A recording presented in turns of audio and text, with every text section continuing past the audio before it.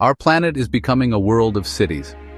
More than half of humanity now lives in an urban area, a number that grows larger with every passing day.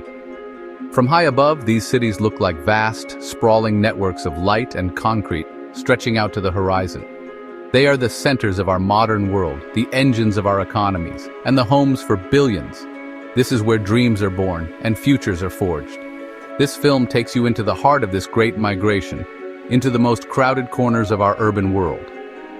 We will journey to places like Tokyo, Dhaka, Lagos, Manila, Mumbai, and New York City. But these abstract patterns represent millions of individual lives, each with a story to tell. This documentary is an exploration of that reality. Join us as we explore the challenges and the triumphs of living in a crowded world. To truly understand a city, you must leave the aerial view behind and descend to the street. It is here, at human scale, that the true character of a place is revealed. The air is filled with a symphony of sounds, the rumble of a passing train, the chatter of 1,000 conversations, the sizzle of street food cooking on a cart. The smells are just as varied. Spices, exhaust fumes, rain on hot pavement. This is the sensory world of the megacity, an environment that can be overwhelming and exhilarating all at once. It is a world of constant motion, where every square inch of space seems to be occupied by people, vehicles, and commerce. We begin our journey in the early morning, as the city awakens. Life here doesn't wait. It surges forward with an unstoppable energy, a collective drive that powers the entire urban machine.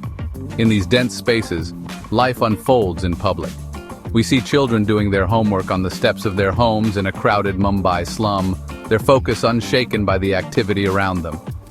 We watch a family in Manila share a meal in a single-room home, their lives stacked vertically upon the lives of their neighbors. Privacy is a luxury that many cannot afford, yet, in its place, a different kind of social fabric emerges. It is a fabric woven from shared experiences, mutual support, and a deep, unspoken understanding of the rules of living together in close quarters. People learn to carve out their own space, both physically and mentally. This is a story of resilience. It is about finding dignity and purpose in conditions that many would find unbearable. It is about the incredible human capacity to adapt, to innovate, and to create community in the most challenging of circumstances. We will witness the daily commutes, the work, and the home life of people who are masters of navigating density. Their lives are a testament to the fact that a crowded planet does not have to mean a diminished existence. Instead, it can be a place of intense vitality, creativity, and profound human connection, where every face in the crowd has a story worth telling. As dawn breaks, a silent signal ripples through crowded cities, setting in motion a daily ritual. This is the morning rush, a symphony of movement, both chaotic and harmonious. In Tokyo, trains begin their journeys, carrying workers into the city's heart. In Lagos, the energy is palpable as buses weave through streets. Meanwhile, in Mumbai, local trains are lifelines, straining under pressure. From New York to Manila, this morning ritual is a universal urban phenomenon. It fuels the economy, powers institutions, and gives the city its vibrant heart. Cities are systems of people, and the morning rush is the start of another day in a crowded world. Public transportation is the circulatory system of the megacity. Without it, these massive urban organisms would grind to a halt. We step inside a subway car in Tokyo, where passengers stand in silent, orderly rows. The scene shifts to Dhaka, where the journey is a far more visceral and unpredictable affair. Buses, overflowing with people, are a common sight. Passengers cling to the sides and even ride on the rooftops, risking their safety for a ride to work or school. In Manila, the iconic jeepneys offer another vision of urban transit. These brightly decorated, elongated jeeps are the backbone of the city's transport network. From the crowded ferries of Lagos to the packed trams of Mumbai, the daily commute is a shared struggle. It is a collective experience that binds the city's inhabitants together. This is where the abstract challenge of density becomes a tangible, physical reality. It is a daily test of human tolerance and cooperation. As the city awakens, its energy flows into vibrant markets, the social hearts of communities. In a bustling Mumbai market, the air is thick with spices and flowers. Narrow lanes teem with activity as vendors call out prices. A Manila street vendor skillfully prepares meals from a tiny cart. This micro-commerce provides livelihoods and feeds the city. The scene shifts to a floating market in Asia, where vendors sell from boats. Even here, boats jostle, a dance of commerce and navigation. Density finds expression in many forms. People gather to trade and build communities. Markets are living archives of culture, reflecting traditions and diverse populations. For locals, the market is an extension of home, a place of connection. Here, the social fabric of the city is woven. To understand life in dense cities, we must look into the homes of the people who live there. For many, home is a single, compact room. In favelas or slums, entire families build their lives within four walls. This one space serves as a bedroom, kitchen, living room, and study. We watch a family prepare for their day, a seamless ballet of movement. Beds are folded away to make space for a breakfast table, which later becomes a workspace. These spaces are often stacked, creating vertical villages that climb towards the sky. This fosters a unique sense of community, a village life recreated in the heart of the concrete jungle. In a tiny apartment, a family has designed ingenious, multifunctional furniture that transforms their living space. A bed folds into the wall to reveal a desk, and a dining table collapses to create a play area. These innovations, born from necessity, showcase an incredible capacity for adaptation. It is about the bonds they share within that space, the love, and the sense of belonging. For a child, the city is a vast and exciting playground, but growing up in a densely populated area presents unique challenges and opportunities. We observe children in Lagos playing football between apartment blocks. Education is a cornerstone, but finding a quiet place to study can be a daily struggle. A girl in Dhaka does homework by lamplight in her family's shared room, her focus absolute. The city itself becomes a classroom, and children develop street smarts from a young age. A boy in Mumbai navigates a chaotic market, moving with confidence. Despite hardships, childhood in the crowd is filled with human connection. In Manila, children share a toy, proving friendship and play can flourish anywhere. In crowded cities, the drive to earn a living shapes the urban landscape. For many, a formal job is unattainable. Instead, they rely on their ingenuity to carve out a livelihood. We meet a street vendor in Manila who has been selling grilled snacks for over 20 years. Her spot on the sidewalk is her office, her kitchen, and her lifeline. This informal economy is the lifeblood of many megacities. In Lagos, we see a young man who has created a business charging mobile phones. He provides a vital service where reliable electricity is scarce. These workers are innovating, creating value with minimal resources. A family in a Mumbai chawl uses their single-room home as a small garment workshop. This integration of labor into the domestic space is a common strategy for survival. These stories reveal an incredible tenacity and a deep-seated human desire for dignity. Each person is playing a crucial role in the city's complex ecosystem. They are the invisible gears that keep the massive urban machine turning. To truly grasp the scale of a crowded city, we must look at the numbers. They tell a story that our eyes alone cannot fully capture. We begin with an animated infographic that fills the screen comparing population densities across our focus cities. In New York City, which often feels incredibly crowded, the density is around 11,000 people per square kilometer. This number seems high, but it is just the beginning of our journey. The graphic then zooms across the globe, landing on Mumbai, where the figure skyrockets to over 32,000 people per square kilometer. The visual contrast is stark, showing how much more human life is packed into the same amount of land. These numbers are not just abstract data, they represent the lived reality for millions. Population density is more than just a statistic. It's the fundamental variable that shapes everything else in a city. It dictates the design of our homes, the capacity of our infrastructure, and the nature of our social interactions. When you see a city like Manila, with densities in some areas exceeding 70,000 people per square kilometer, you're looking at a level of human proximity that is unprecedented in history. This concentration creates incredible challenges, but it can also be a powerful engine for economic and social dynamism if managed correctly. The numbers translate into tangible, everyday experiences. You hear the numbers, but what does it mean? It means you are never alone. It means you share everything. The path you walk on, the air you breathe, the noise you hear. From the moment you wake up until you fall asleep, you are part of the crowd. There is an energy to it, a feeling that you are part of something huge. But there are also days when you wish for just a moment of silence, a little space to call your own. These statistics force us to reconsider our understanding of urban space. We often view high density through a negative lens, associating it with stress and social breakdown. But that's an oversimplification. Humans are remarkably adaptable. In hyperdense environments like Tokyo, you see the evolution of sophisticated social codes that allow for harmonious living. People learn to respect invisible boundaries and value collective well-being. The numbers tell us how many people there are, but they don't tell us the whole story of how those people have learned to live together. That story is written on the streets. Nowhere is the pressure of density felt more acutely than in the search for a place to live. The cost of housing is a defining challenge for residents in every megacity, a constant source of stress and a major factor in their quality of life. In cities like New York and Tokyo, it can be over 30% of income. This dictates where they can live, how long they must commute, and how much they have left for food, education, and healthcare.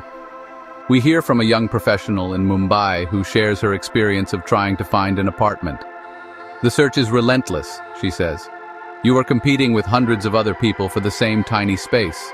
The prices are astronomical, completely disconnected from what the average person earns. It feels like the city is squeezing you from all sides." An expert on urban housing explains the phenomenon of informal settlements. They build their own homes on unused land, creating the slums you see in cities like Manila and Dhaka. They are a direct response to a housing crisis. The lack of affordable housing has a profound impact on family life and social stability. A mother in Manila speaks candidly about her worries. "We live in one room, my husband and I and our 3 children," she says. "Our dream is not for a big house, just a slightly bigger room, a little more security for our children's future." In megacities, commuting isn't just a hassle. It's a way of life that drains time, energy, and well-being. In places like Lagos or Manila, hours are lost daily in gridlock, leaving little time for family or rest. A weary commuter shares, "I wake at 4, return at 9. My life is this bus. I miss my children's lives." The toll is mental, physical, and economic. Stress, lost productivity, and eroded community. A business owner in Manila says, "Deliveries take hours. I lose customers. The city works against us." The paradox of the megacity, built for opportunity but often stealing life's most precious resource, time. For millions, the daily commute is the ultimate urban tax. In the concrete sprawl, green space is a rare, vital lifeline. In cities like Dhaka or Mumbai, green per person is almost non-existent, impacting health and happiness. A Tokyo father says, "This park is our escape. Without it, city life would be unbearable." Parks and trees aren't just pretty. They cool cities, clean air, and manage floods. In Mumbai, a woman tends plants on her windowsill. "It's not much, but it brings me joy." Even the smallest patch of green is a rebellion, a reminder that nature can survive, even here. Urban oases are essential for resilience and hope. Gridlock is the megacity's daily paralysis. Movement becomes standstill, frustration, and loss. Ambulances and deliveries stall, businesses and lives suffer. An expert explains, "Gridlock is a symptom. Cities outgrow their infrastructure and everyone pays the price." A Lagos taxi driver sighs, "This traffic ages you. Every day is a battle." The cost is measured in lost hours, stress, and exhaustion. The city's promise of connection often becomes a shared struggle for space. Tomorrow, the cycle repeats. Megacities generate pollution and waste on a staggering scale, threatening health and the environment. Smog chokes skylines, garbage piles up, overwhelming services and endangering families. A health official warns, air and waste crises hit the poorest hardest. Children suffer most. Waste pickers risk their lives salvaging recyclables, essential yet exposed to danger. The city's byproducts reveal deep inequalities and urgent challenges. Clean air and safe streets shouldn't depend on income. The fight for a livable city is everyone's battle. In crowded cities, privacy is a luxury. Noise and neighbors are constant companions. A Mumbai mother says, "You're never alone. Sometimes you crave silence, a place to just be."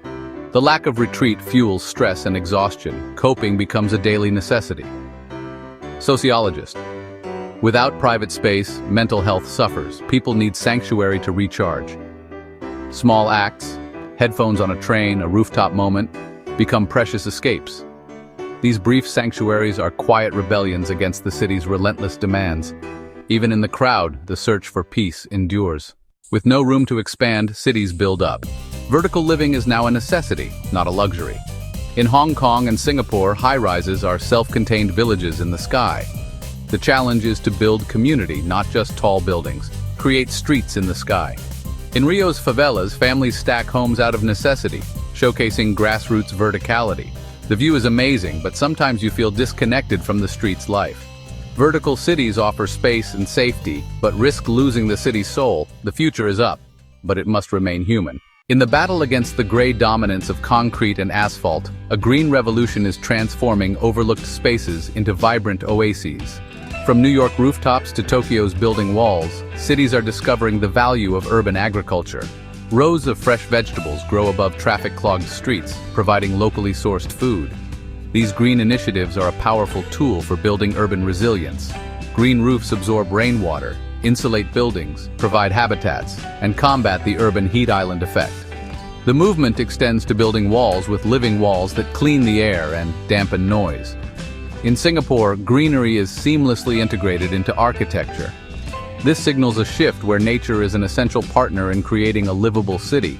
This greening movement is also happening at the grassroots level. In Mumbai, residents transformed a neglected alleyway into a vibrant community garden, showing that you don't need a lot of space to make a difference. As urban populations continue to swell, city leaders are turning to technology to manage the immense complexity of the megacity.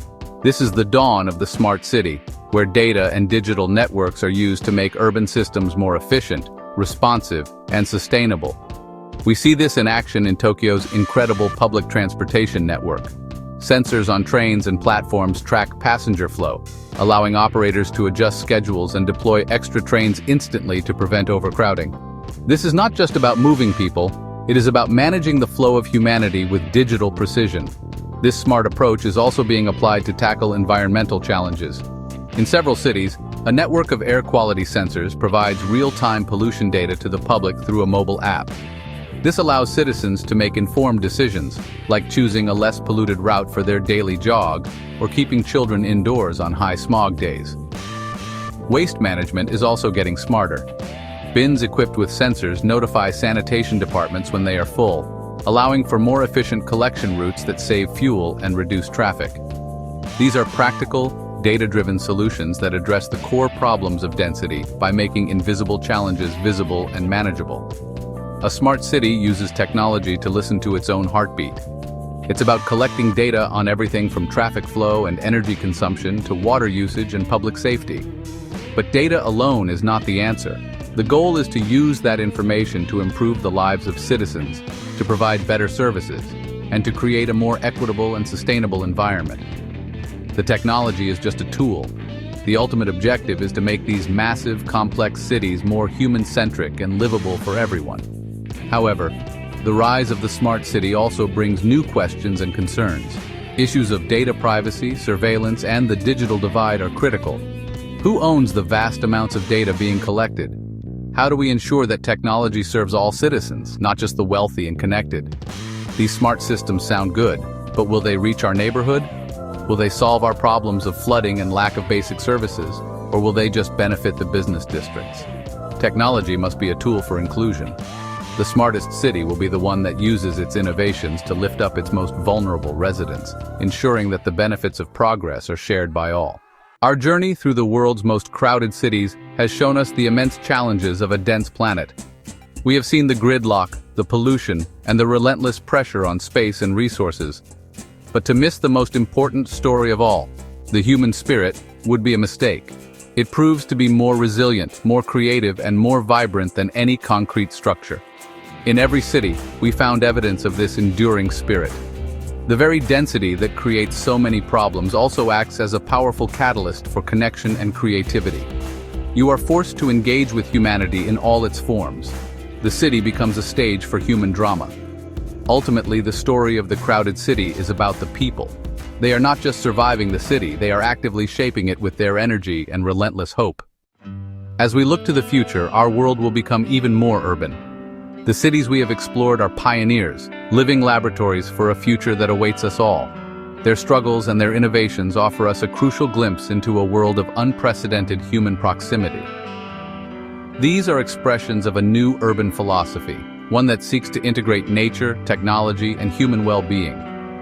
Their resilience teaches us that our capacity to adapt is far greater than we imagine.